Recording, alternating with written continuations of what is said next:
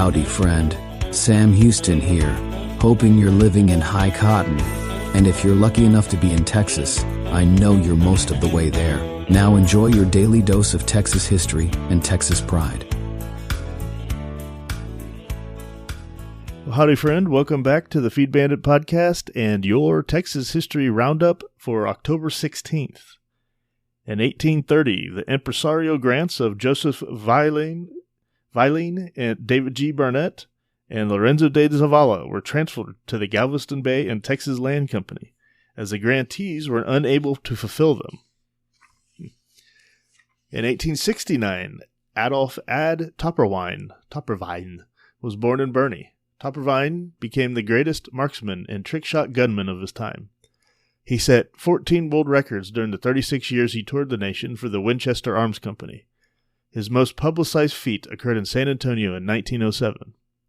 Using a .22 caliber automatic rifle, he fired at 72,500 hand-thrown wooden blocks over a 10-day period, about 8 hours a day of shooting, and missed only 9 times. Wow. Topperwein also taught his wife Elizabeth to shoot, and she became the first woman to qualify as a national marksman with the military rifle. Winchester promoted the Topperweins as the world's greatest shooting team. Ad Topperwein passed away in 1962. In 1909, U.S. President William H. Taft and Mexico's President Porfirio Diaz met in El Paso and Ciudad Juarez, the first meetings of heads of state from the two countries. Though little resulted from the meeting, it likely laid the groundwork for the Treaty of Arbitration a year later. The Elephant Butte Dam north of El Paso, which was completed in 1916, may have also resulted from this meeting. In 1923, Moneta E. Darnell, whose pseudonym is Linda Darnell, was born in Dallas.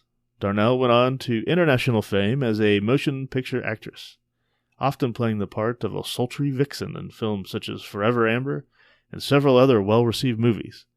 In 1944, Look magazine selected Darnell as one of the 4 most beautiful women in Hollywood. Sadly, she died of severe burns in 1965. In 1937, Buchanan Dam on the Colorado was dedicated. The dam was begun in 1931 by a firm that bankrupted in 1932. Because U.S. Representative James P. Buchanan secured the funding necessary to complete the project, the dam and town were named in his honor.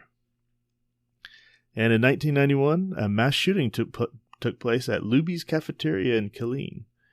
The shooter, George P. Hennard, drove his pickup truck through the front window of the restaurant, and then shot and killed 23 people and wounded 27 others. After a brief shootout with police, in which he was seriously wounded, he fatally shot himself. At the time, this was the deadliest shooting in U.S. history. It was classified as a hate crime, as Hennard had a severe dislike for women, blacks, and Hispanics. And that, my friend, was your Texas History Roundup for October 16th. Thanks so much for listening, and we will see you back here tomorrow. Take care. Well, there you have it. If you like our podcast, check us out at feedbandit.com. There you'll find awesome Texas First outdoors gear and apparel. Your purchase helps support the Bandits and keeps this podcast on the air, fighting for you and for Texas. Remember, preserve the tradition, protect the legacy. Until next time.